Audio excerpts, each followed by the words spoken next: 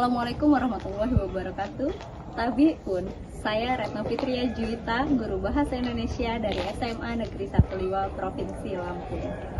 Beberapa tahun terakhir, perhatian pemerintah terhadap literasi semakin menguat. GLS, Gerakan Literasi Sekolah, adalah salah satu bukti konkret dari pemerintah untuk literasi di sekolah. Baca, nggak dulu deh. Tetapi realitanya, di kalangan siswa, kadang masih banyak yang mau membaca hanya tuntutan akademik, seperti mengerjakan soal ketika akan ada ulangan atau membuat rangkuman saja. Dalam kegiatan presentasi, mereka sering membaca teks tanpa ekspresi dan tanpa pemahaman mendalam. Sebagai guru bahasa Indonesia, saya merasa perlu menghadirkan kegiatan literasi yang berkelanjutan, ringan namun bermakna. Saya ingin menciptakan suasana yang menjadikan siswa menikmati proses membaca dan berbagi cerita tanpa tekanan akademik. Situasi ini membuat saya tertantang untuk membuat suatu inovasi agar siswa mau berliterasi. Contohnya, yang akan saya buat adalah satu pekan satu cerita atau dikenal dengan Sakasari.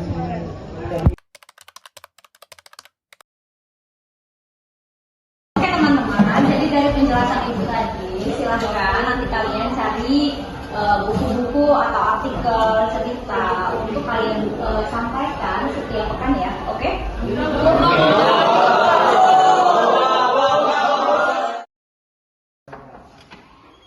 Assalamualaikum.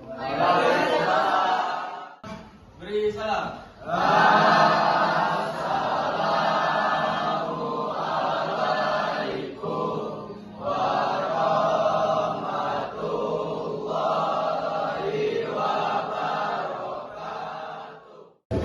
Oke teman-teman, sebelum kita memulai pelajaran inti kita hari ini, seperti biasa setiap pekan kita ada Satu pekan, satu cerita, Sakasari.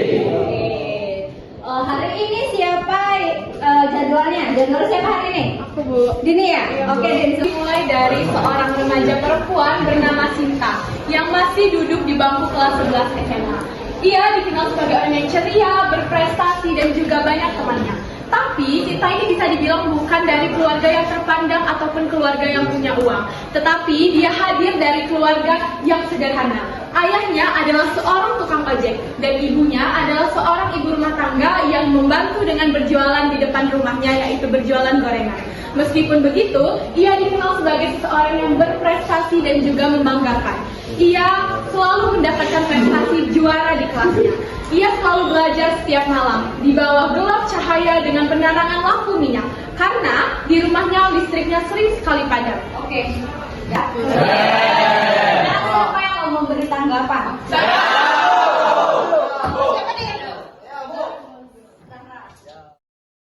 Jadi pesan moral yang bisa kita ambil itu semangat, kreativitas, dan kepedulian itu bisa tumbuh dari mana aja. Selama kita mau berusaha dan berbagi, kita bisa menjadi lentera bagi orang lain. Dari ini saya sadar bahwa setiap orang memiliki peran yang sangat berarti. Sakasari menurut aku oke sih, soalnya aku jadi suka membaca dan juga dapat pengalaman seru dari ceritanya. Setelah menjalankan program Satu Pekan Satu Cerita atau Sakasari, saya menyadari betapa besar pengaruh kegiatan sederhana ini terhadap perubahan budaya belajar di kelas. Ada beberapa refleksi penting yang saya catat. Perubahan sikap dan keberanian siswa yang biasanya kesulitan berbicara di depan umum, kini tampil dengan percaya diri dan ekspresif. Hal ini menunjukkan bahwa ketika diberi ruang aman dan apresiatif, potensi komunikasi siswa dapat tumbuh dengan baik. Meningkatnya minat baca, siswa mulai menyadari untuk mencari bahan bacaan sendiri tanpa ada paksaan. Mereka membaca dengan sukacita karena berdasarkan kebiasaan baru mereka. Bahkan mereka terbiasa untuk menulis catatan kecil tentang hal-hal menarik dari buku yang mereka baca untuk kemudian dibagikan saat giliran bercerita. penguatan nilai karakter.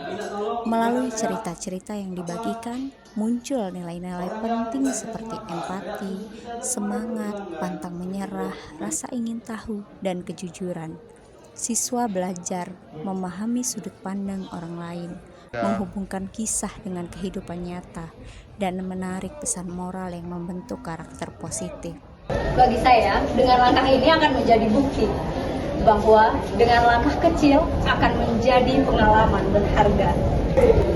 Karena guru adalah perubahan dan literasi adalah awal dari segala perubahan. Ketika pikiran terbuka, maka dunia pun akan berganti rupa. Satu pekan, satu cerita. Bermakna. Literasi inspirasi.